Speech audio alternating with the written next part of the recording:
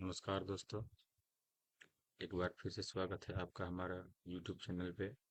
इसमें आज आपके लिए लाए हैं इतिहास के कुछ महत्वपूर्ण प्रश्न जो पिछली वर्षों के परीक्षा पर आधारित प्रश्न हैं।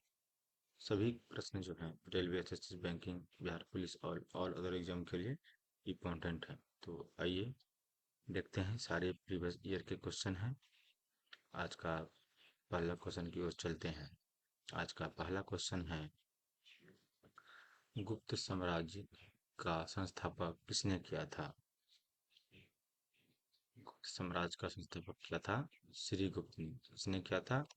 श्रीगुप्त ने किया था। Option number D, Srigupta. अगला प्रश्न की ओर चलते हैं। अगला प्रश्न है, गुप्त किसके सामंत थे? ये प्रश्न जो है एसएससी सीजीएल में 2015 में आया हुआ था। अगला प्रश्न देखते हैं, गुप्त किसके सामंत थे? ये भी क्वेश्चन 2002 में आया, थोड़ा ढेर पुराना हो गया लेकिन प्रीवियस ईयर का क्वेश्चन है। गुप्त किसके संबंध थे? गुप्त कुषाणों के संबंध थे। ऑप्शन नंबर बी, गुप्त कुषाणों के संबंध थे। अगला प्रश्न की ओर चलते हैं। अगला प्रश्न है, गुप्त वंश ने किस अवधि में शासन किया था? गुप्त वंश ने, देखिए ये क्वेश्चन एसएससी 2008 में आया हुआ था। गुप्त वंश ने किस अवधि में शासन किया था? इसका हो जाएगा 319 से 500 ईस्वी में किया था। Option number A. ठीक है, अगला प्रश्न की ओर चलते हैं। महरौली में जंग रहित लौह स्तंभ किसने स्थापित किया था? महरौली में ये क्या था? गुप्त वंश ने किया था। किसने किया था? गुप्त ने किया था। अगला प्रश्न की ओर चलते हैं। अगला प्रश्न है, निम्न में किनके सिक्कों संगीत के प्रति उनके प्रेम को दर्शाते हैं? ये क्वेश्चन देखिए 2011 में आया हुआ था एसएससी में। यह गुप्त ये गुप्त काल का सेशन का क्वेश्चन आंसर है जो बहुत ज्यादातर एग्जाम में पूछे जाते हैं। जिन प्रश्नों का उत्तर आपको पहले से पता होगा उसे आप कमेंट में जरूर करेंगे, और जो पता नहीं है उसे आप नोट करेंगे। अगला प्रश्न की ओर चलते हैं। अगला प्रश्न है, गुप्त काल में इस धातु के सर्वाधिक सिक्के जारी किए गए? गुप्त काल में सर्वाधिक सिक्के जारी किया गया सोना का। किसका किया गया? सोना का। सबसे अधिक सिक्का गुप्त काल में सोने का जारी किया गया। गुप्त काल को स्वर्ण काल भी कहते हैं, ये बात भी ध्यान रखिएगा। अगला प्रश्न की ओर चलते हैं। किसके शासनकाल के दौरान अजंता की गुफाएं निर्मित की गई? ऑप्शन हो जाएगा ए नंबर, गुप्त काल के दौरान अजंता गुफाएं निर्मित की गई थी। अगला प्रश्न की ओर चलते हैं। अगला प्रश्न है, गुप्त संवत की स्थापना किसने की? गुप्त संवत की स्थापना चंद्रगुप्त प्रथम ने की। किसने की? चंद्रगुप्त प्रथम ने की। अगला प्रश्न की ओर चलते हैं। अगला प्रश्न है, इतिहासकार वी ए स्मिथ ने किसकी विजयों से प्रभावित होकर भारत का नेपोलियन कहकर पुकारा है? भारत का नेपोलियन किसे कहा था? समुद्रगुप्त कहा था। ऑप्शन नंबर डी, समुद्रगुप्त को भारत का नेपोलियन कहा था। अगला प्रश्न की ओर चलते हैं। अगला प्रश्न है, इलाहाबाद स्तंभ अभिलेख, इलाहाबाद स्तंभ अभिलेख यानी प्रशस्ति निम्नलिखित में किस एक से संबंध है? किससे संबंध है? इलाहाबाद वाला वो समुद्रगुप्त से संबंध है। किससे संबंध है? समुद्रगुप्त से संबंध है। अगला प्रश्न की ओर चलते हैं। अगला प्रश्न है, समुद्रगुप्त के प्रयाग प्रशस्ति में कौशल के शासक का क्या नाम था? कौशल देश जो था उसका शासक का नाम था महेंद्र। क्या नाम था? महेंद्र। अगला प्रश्न चलते हैं। समुद्रगुप्त के प्रयाग प्रशस्ति स्तंभ पर निम्नलिखित में किसका लेख मिलता? किसका लेख मिलता है? समुद्रगुप्त के प्रयाग प्रशस्ति में जहांगीर का लेख मिलता है। Option number A. अगला प्रश्न की ओर चलते हैं। अगला प्रश्न है, निम्न उपाधियों में निम्न उपाधियों में कौन सी एक समुद्रगुप्त से संबंधित नहीं है? कौन सी एक समुद्रगुप्त से संबंधित नहीं है? ये ऑप्शन नंबर हो जाएगा डी, विक्रमादित्य। विक्रमादित्य किसी दूसरे का था, क्या नाम था उसका? नाम आ नहीं रहा है। विक्रमादित्य समुद्रगुप्त का उपाधि नहीं था। अगला प्रश्न की ओर चलते हैं। इलाहाबाद स्तंभ अभिलेख किसने बनाया था? इलाहाबाद स्तंभ अभिलेख, आइए देखते हैं। डी नंबर, हरिसेन ने बनाया था। देखिएगा, जो प्रश्न आए हुए हैं सबका यहाँ पे ईस्वी दिया गया रहता है। चंद्रगुप्त विक्रमादित्य सिर्फ शायद चंद्रगुप्त मौर्य का नाम था, इसलिए यहाँ विक्रमादित्य इसका उपाधि नहीं है। अगला प्रश्न की ओर चलते हैं।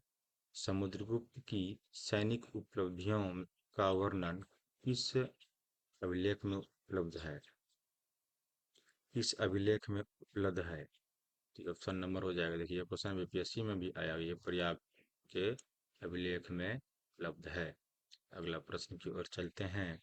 अगला प्रश्न है, निम्न में से किस गुप्त राजा का एक अन्य नाम देवगुप्त था? ये भी देखिए यूपीपीएससी में आया था 2007 में। देवगुप्त, देवगुप्त का नाम किसका था? चंद्रगुप्त द्वितीय का। किसका नाम था? चंद्रगुप्त द्वितीय का। अगला प्रश्न की ओर चलते हैं। गुप्त राजा जिसने विक्रमादित्य की पदवी ग्रहण की थी, देखिए ऊपर का क्वेश्चन यहाँ पे रिटर्निंग हो गया, वो है चंद्रगुप्त द्वितीय, जिसने विक्रमादित्य का पदवी को ग्रहण किया था। चंद्रगुप्त द्वितीय, ठीक है। अगला प्रश्न की ओर चलते हैं। महरौली के लौह स्तंभ में किस शासक का नाम है? महरौली के लौह स्तंभ में किस शासक का है नाम है? ऑप्शन नंबर हो जाएगा सी, चंद्रगुप्त द्वितीय। लौह स्तंभ में शासक का नाम चंद्रगुप्त द्वितीय का है। अगला प्रश्न की ओर चलते हैं। अगला प्रश्न है, महरौली दिल्ली में जो स्थित है, लौह स्तंभ का निर्माण किस सदी में हुआ? देखिए ये क्वेश्चन भी पूछा, लग रहा है उटपटांग क्वेश्चन, लेकिन ये क्वेश्चन भी एनडीए में पूछा गया है, ध्यान दीजिएगा। तो इसका आंसर हो जाएगा ऑप्शन नंबर ए, चतुर्थ सदी में। चतुर्थ सदी में। अगला प्रश्न की ओर चलते हैं। अगला प्रश्न है, रजत सिक्के जारी करने वाला प्रथम गुप्त शासक? हाँ, गुप्त काल में सिर्फ सोने का सिक्का ही चलता था। रजत सिक्का जारी करने वाला था चंद्रगुप्त द्वितीय। कौन था? चंद्रगुप्त द्वितीय, ऑप्शन नंबर सी। अगला प्रश्न की ओर चलते हैं। अगला प्रश्न है, दिल्ली की कुव्वत उल इस्लाम मस्जिद के प्रांगण में उन्नत प्रसिद्ध लौह स्तंभ किसके स्मृति में बना? उन्नत स्थिति के, ये क्वेश्चन भी पूछा गया है। क्वेश्चन लग रहा है कि ये क्वेश्चन सब कहीं नहीं देखने को मिलेगा, लेकिन देखिए यूपीपीएससी में क्वेश्चन पूछा। देश का सर्वश्रेष्ठ एग्जाम सब होता है यूपी लेवल, इसमें पूछा गया है यूपीपीएससी में। यूपी के थी, यूपी के क्या बोलते हैं, सर्वश्रेष्ठ एग्जाम। इसका आंसर हो जाएगा ए नंबर, अशोक। अगला प्रश्न की ओर चलते हैं। गुप्त नरेश चंद्रमुख द्वितीय, गुप्त नरेश चंद्रगुप्त द्वितीय की दूसरी राजधानी थी। चंद्रगुप्त द्वितीय की, ये भी क्वेश्चन पूछा गया है आरपीएससी में, ठीक है। द्वितीय राजधानी कहाँ थी? उज्जैन। कहाँ थी? उज्जैन, ऑप्शन नंबर एक, उज्जैन। अगला प्रश्न की ओर चलते हैं। अगला प्रश्न है, प्राचीन भारत में विख्यात चिकित्सक धन्वंतरी ने अपना परामर्श किसके दरबार में दिया था? धन्वंतरी, धन्वंतरी चिकित्सा के क्षेत्र में धन्वंतरी पुरस्कार दिया अभी भी जाता है, ये बात को ध्यान दीजिएगा।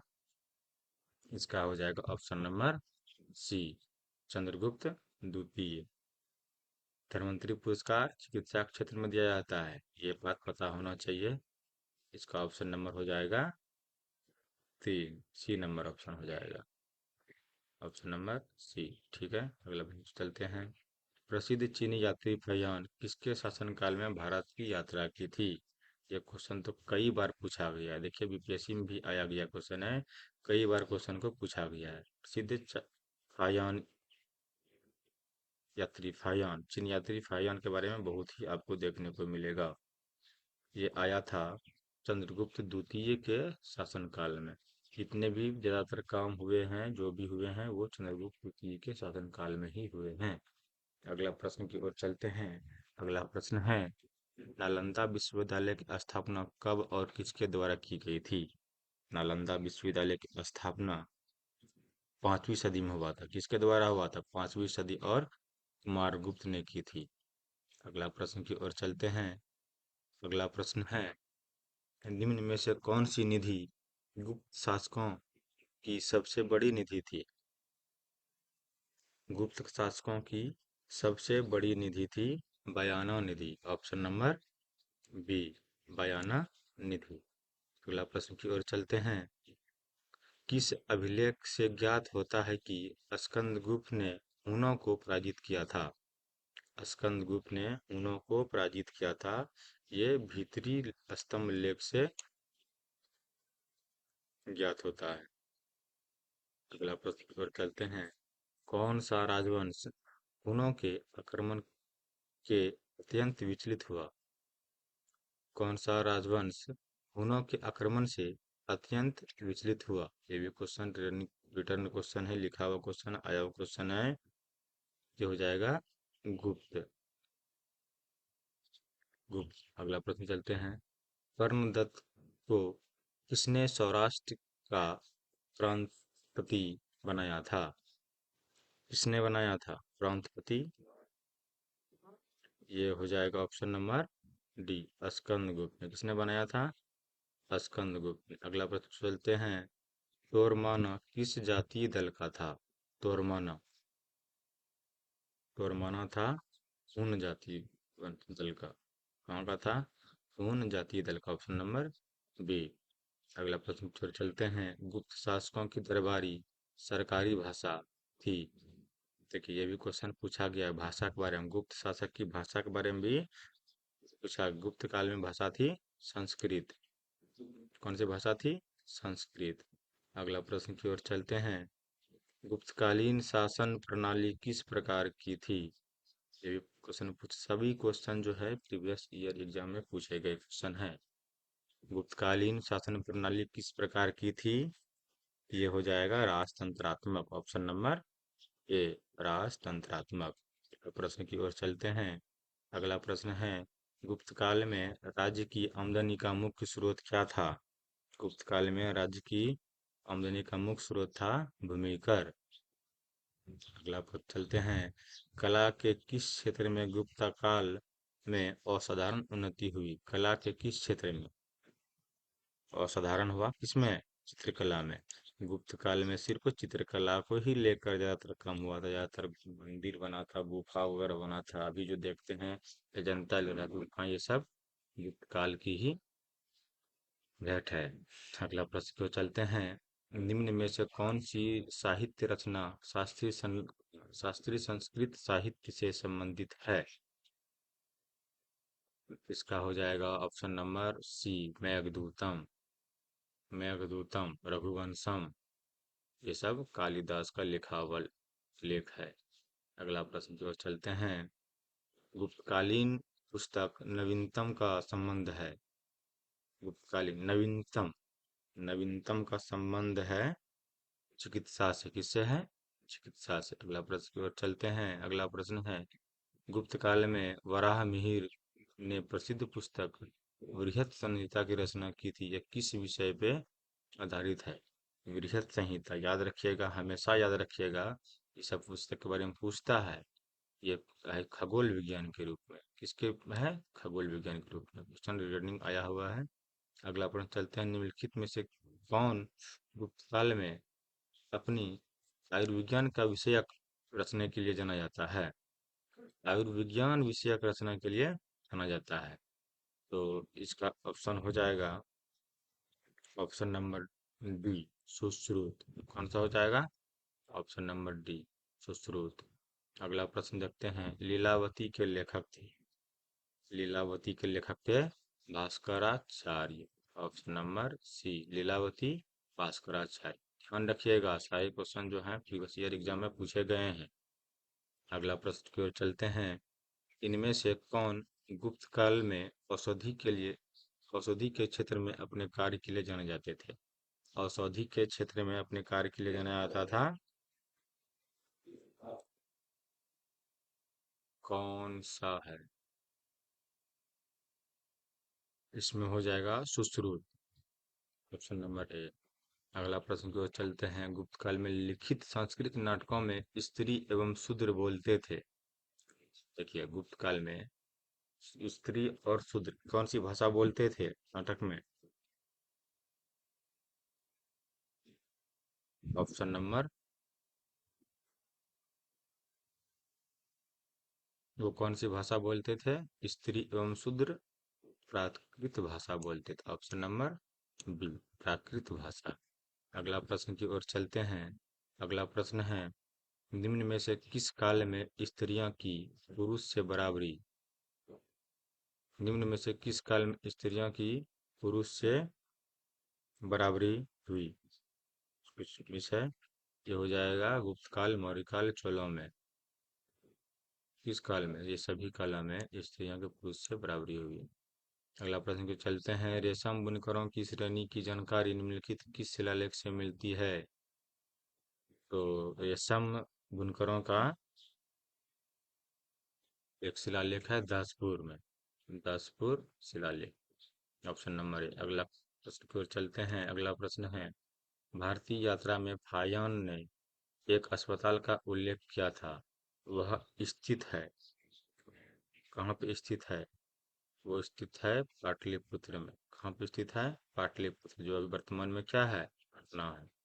अगला प्रश्न की ओर चलते हैं, गुप्त स्वर्ण मुद्रा को कहा जाता था, जो स्वर्ण मुद्रा गुप्त काल में होता था उसे दिनार कहा जाता था, दिनार। अगला प्रश्न चलते हैं, गुप्तकालीन रजत मुद्राओं का नाम दिया था, और जो चांदी का था उसको क्या कहा था? रूपक कहा, क्या कहा जाता था? रूपक कहा जाता था। अगला प्रश्न की ओर चलते हैं, निम्नलिखित में गुप्त शासकों के सर्वप्रथम सिक्के जारी किए थे? गुप्त शासक ने सर्वप्रथम सिक्के जारी किए थे, ये कौन थे? तो इसका हो जाएगा चंद्रगुप्त प्रथम ने। किसने किया था? चंद्रगुप्त प्रथम ने।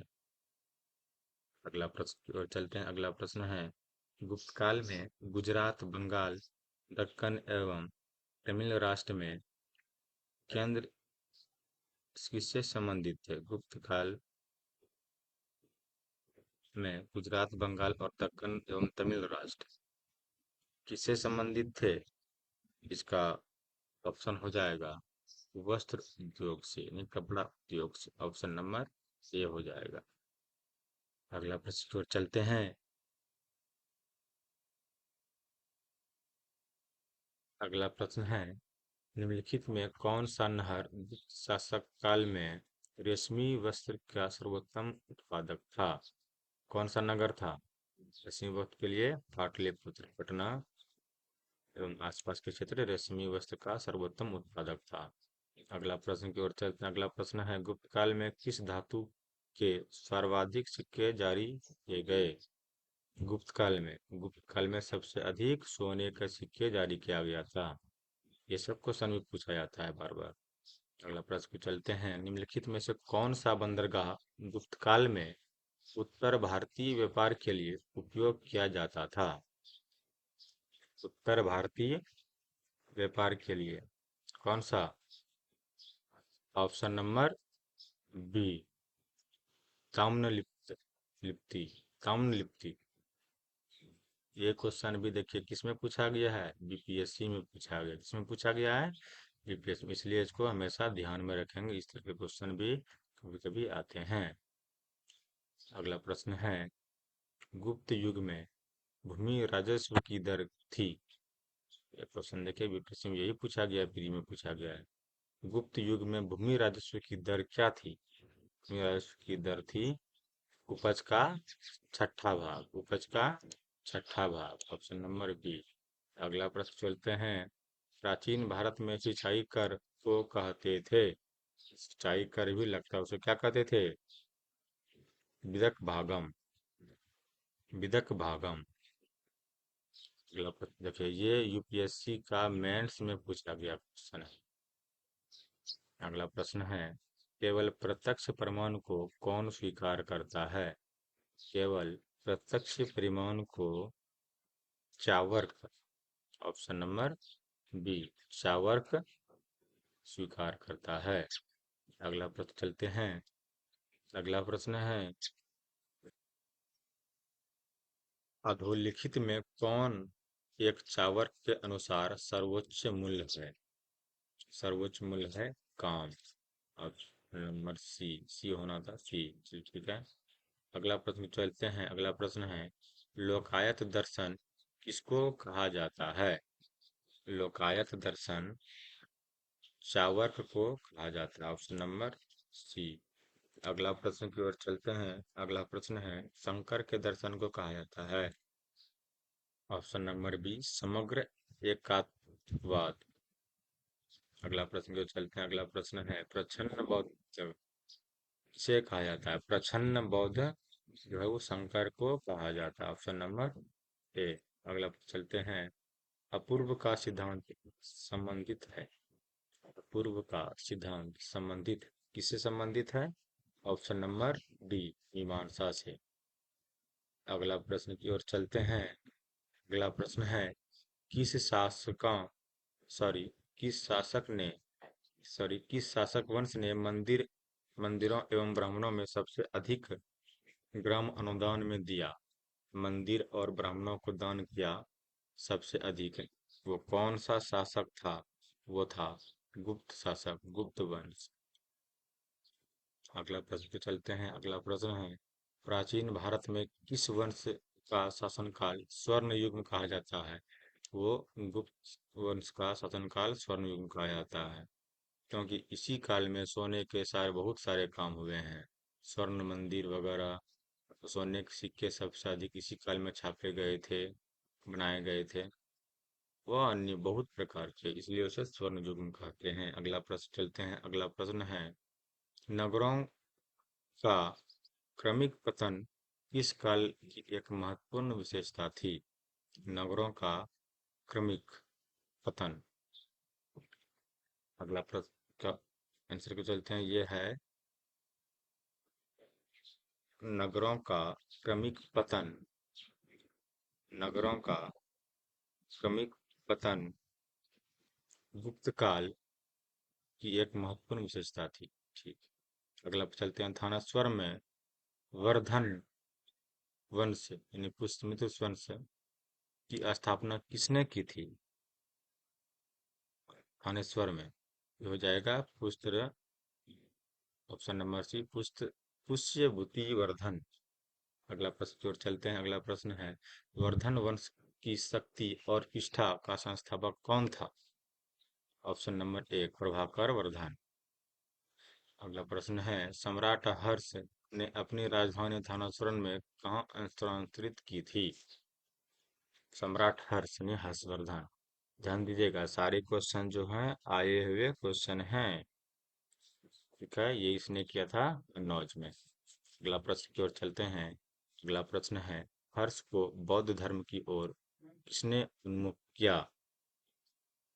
हर्ष जो था वो कलिंग युद्ध के बाद बौद्ध धर्म की ओर अग्रसर हो गया। वो किसने किया था उसे? उसे किया था दिवाकर मित्र ने। अगला प्रश्न की ओर चलते हैं। अगला प्रश्न है, उत्तर गुप्त वंश के निम्नलिखित राजाओं में कौन हर्ष का समकालीन था? हर्ष का समकालीन था माधव गुप्त। कौन था? ऑप्शन नंबर सी, माधव गुप्त। अगला प्रश्न पे चलते हैं। निम्न में से किसको द्वितीय अशोक के रूप में जाना जाता है? द्वितीय अशोक के रूप में किसको जाना जाता है? हर्षवर्धन को। किसको जाना जाता है? हर्षवर्धन हर्ष को। अगला प्रश्न की ओर चलते हैं। अगला प्रश्न है, हर्ष ने किस विश्वविद्यालय की विशेष संरक्षण प्रदान किया? हर्ष ने किस विश्वविद्यालय को विशेष संरक्षण प्रदान किया। इसको क्या था, नालंदा विश्वविद्यालय को विशेष संरक्षण प्रदान किया था। अगला प्रश्न है, हर्ष एवं पुलकेशी द्वितीयों के मध्य हुए संघर्ष की कहानी कहाँ से मिलती है? संघर्ष की कहानी ऐहोल अभिलेख से मिलती है। Option number A. अगला प्रश्न की ओर चलते हैं। अगला प्रश्न है, हर्ष के सोने के सिक्के के पृष्ठभाग पर किसका अंकन है? हर्ष के सोने के सिक्के, ध्यान दीजिएगा, सारे क्वेश्चन जो हैं आए हुए हैं, इसलिए आप नोट करते जाइएगा, याद रखते जाइएगा। हर्ष के सोने के सिक्के के पृष्ठभाग पर शिव पार्वती का अंकन था। अगला प्रश्न की ओर चलते हैं। निम्न में से कौन सी रचना हर्ष द्वारा रचित नहीं थी? कौन सी रचना हर्ष द्वारा रचित नहीं थी? हर्षचरित, ये उसका उसका जीवन का कहानी है, लेकिन किसी दूसरे ने लिखा हुआ है। किसने लिखा है हर्षचरित को? आपको समय देते हैं, आप बताइए।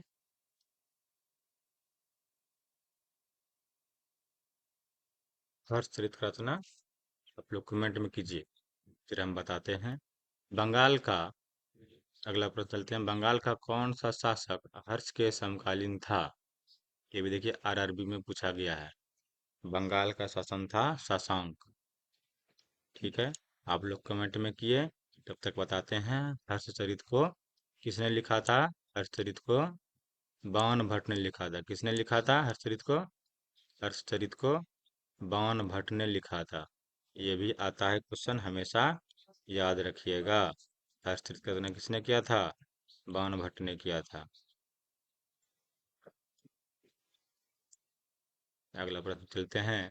अगला प्रश्न है, हर्षवर्धन का समकालीन दक्षिण भारतीय शासक कौन था? हर्षवर्धन का समकालीन दक्षिण भारतीय शासक था, कौन था?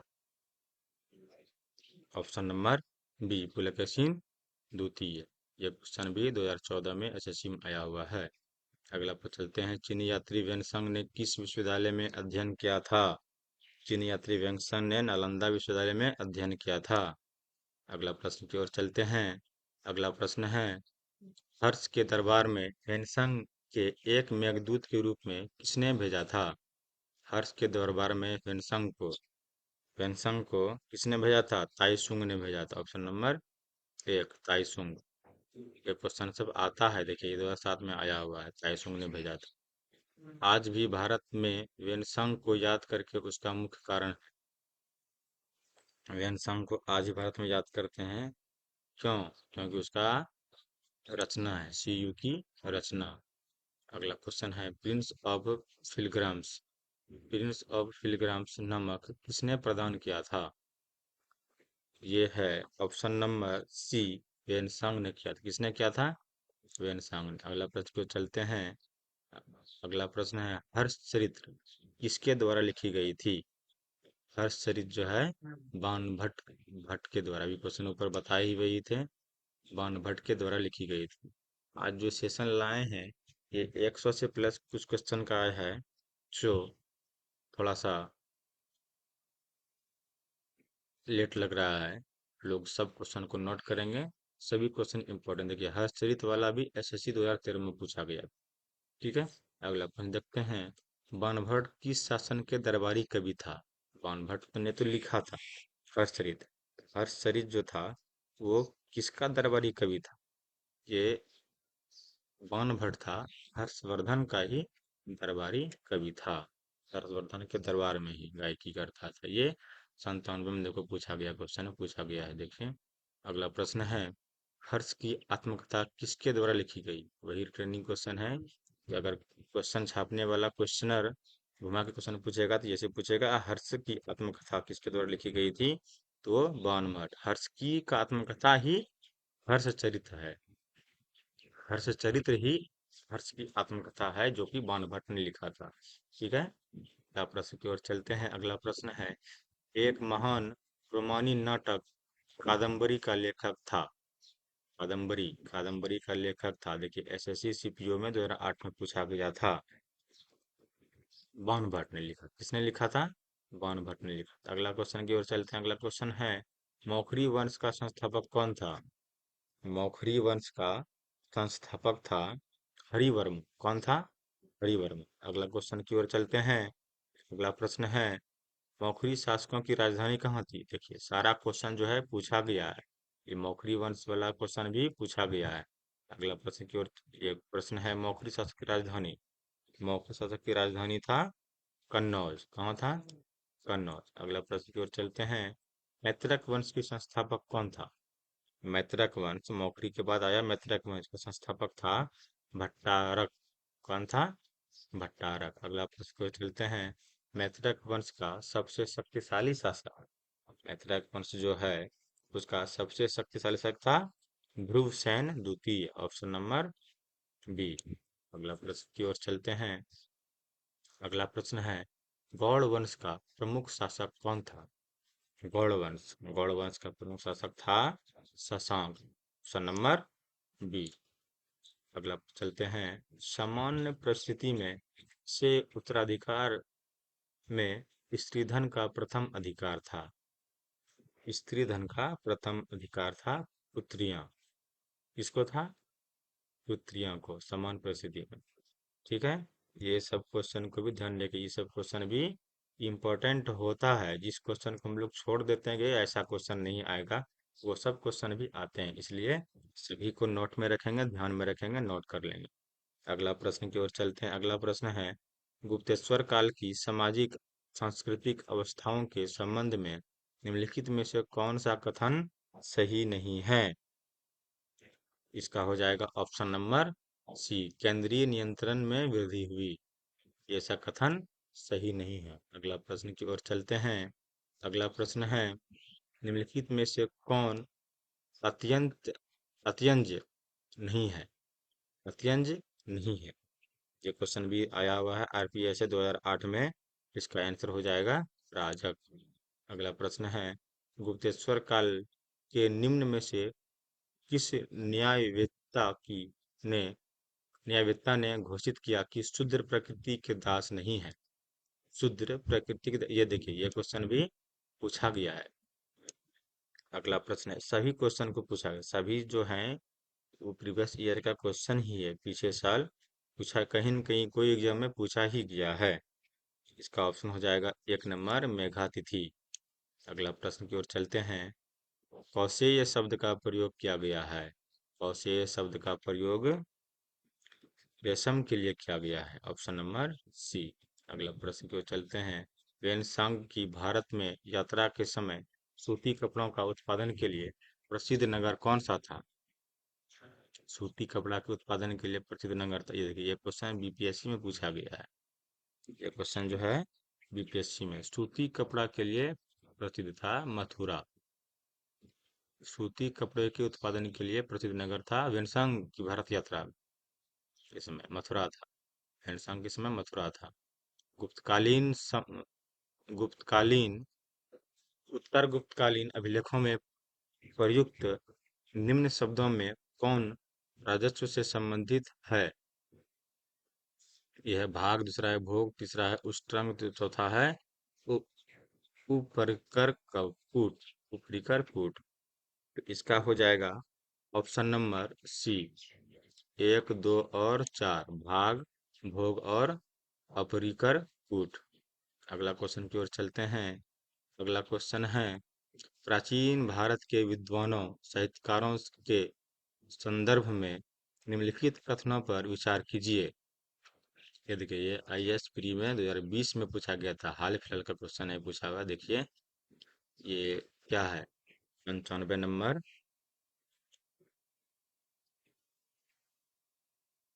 पाणिनि पुष्य शुंग से संबंधित, अमर सिंह हर्षवर्धन से संबंधित। तीसरा, तीन ऑप्शन दिया गया है इसमें कि ये केवल तीन सही है, केवल तीन। कालिदास चंद्रगुप्त द्वितीय से संबंधित है, उद्धृत कथनों में से कौन सा कथन सही है या नहीं है? ये 3 नंबर है, 3 नंबर है कालिदास, ये नंबर। केवल 3। कालिदास नलगुप्त द्वितीय से संबंधित है। ठीक है, अगला प्रश्न की ओर चलते हैं। अगला प्रश्न है, सुमेलित कीजिए। ध्यान दीजिएगा, सुमेलित करने वाला भी आता है। लेखक सूची है और रचना है। शुद्रक मृच्छकम, विशाखदत्त मुद्राक्षम और कालिदास विक्रमोर्वशीय, भवभूति उत्तर रामचरितपुर। तो इसका अब कौन सा सुमिलित कैसे होगा? देखिए, तो इसका हो जाएगा, अगर ए बी सी डी लेते हैं, ए बी सी डी के रूप में लेते हैं, इसको लेंगे ए बी सी और डी के रूप में लेंगे, तो ऑप्शन नंबर इसका ए सही होगा। 1 2 3 4 ऐसे ही सबको मिल जाएगा। ठीक है, सारा सटीक दिया गया है। ठीक है, अगला क्वेश्चन की ओर चलते हैं। निम्नलिखित में से कौन सा उपवाक्य हर्षकालीन स्रोतों में प्रायः उल्लिखित हुंडी के रूप में परिभाषित बताता है? ये भी देखिए, ये आईएएस प्री का क्वेश्चन है। ध्यान दीजिएगा, इस तरह का क्वेश्चन जो है भारी एग्जाम में भारी क्वेश्चन आता है, बड़ा एग्जाम में बड़ा क्वेश्चन आता है। ध्यान दीजिएगा, और अभी इसी सब का नोट और भी एग्जाम करते हैं। तो इसका ऑप्शन हो जाएगा, ऑप्शन नंबर इसका ऑप्शन हो जाएगा, ऑप्शन नंबर 98 नंबर का, नहीं सॉरी सॉरी, 97 नंबर का भी नहीं हुआ है। हुंडी के स्वरूप में परिभाषित बताता है, ये है ऑप्शन नंबर सी, विनिमय पत्र। कौन है? विनिमय पत्र। अगला प्रश्न की ओर चलते हैं। अगला प्रश्न है, इतिहास, भारत के इतिहास में संबंध में कुल्यवाप्य, कुल्यवाप और द्रोणवाप संबंधित निर्दिष्ट करते हैं। द्रोणवाप संबंधित निर्दिष्ट करते हैं। अगला इसका आंसर हो जाएगा भूमाप को। किसको कर रहा है? भूमाप को। अगला प्रश्न चलते हैं। प्राचीन भारतीय गुप्त राजवंश के समय में संदर्भ में नगर घंटाशाला तथा चौल किस लिए विख्यात था? ये देखिए, ये भी क्वेश्चन को आईएएस प्री में पूछा गया है 2020 में। लास्ट में जो नवीनतम प्रश्न है, ध्यान दीजिएगा, इसका भी ऑप्शन नंबर हो जाएगा, ये विदेशी व्यापारों करने वाला बंदरगाह, विदेशी व्यापार करने वाला बंदरगाह। अगला प्रश्न की ओर चलते हैं। निम्नलिखित में से कौन सुमेलित नहीं है? ये कृषि संबंधित तथ्य है। कौन सुमेलित नहीं है? तो वास्तुवास करने योग्य भूमि, खेती क्षेत्र की उपयुक्त भूमि, हिली हिल नहीं जोती जाने वाली भूमि, प्रजत जोती गई भूमि। ये हो जाएगा अप्रजत जोती गई भूमि। अगला प्रश्न है, तो 100 के बाद 102 आ गया है, 101 मिस हो गया है, ध्यान दीजिएगा। अगला प्रश्न है, पंचतंत्र के प्रसिद्ध मूल पाठ के बारे में निम्नलिखित में से कौन सा कथन सही है? कौन सा कथन सही है? इसका हो जाएगा ऑप्शन नंबर डी। यह दृष्टांतों के माध्यम से दर्शाया गया एक मूल पाठ है कि क्या करना चाहिए और क्या नहीं करना चाहिए। ठीक है, ध्यान दीजिएगा, क्वेश्चन काफी लंबा है, ये सीडीएस में पूछा गया क्वेश्चन है। उसका ऑप्शन नंबर और आंसर है। ठीक है, आज के लिए इतना ही। इसी प्रकार के और जानकारी के लिए हमारे चैनल को सब्सक्राइब करें, लाइक करें, शेयर करें, और हमें कमेंट भी करके बताएं कि किस विषय पे वीडियो चाहिए आपको और क्या त्रुटि है। तो थोड़ा सा उससे भी हमको प्रोत्साहन मिलता है। धन्यवाद। जय हिंद। राधे राधे।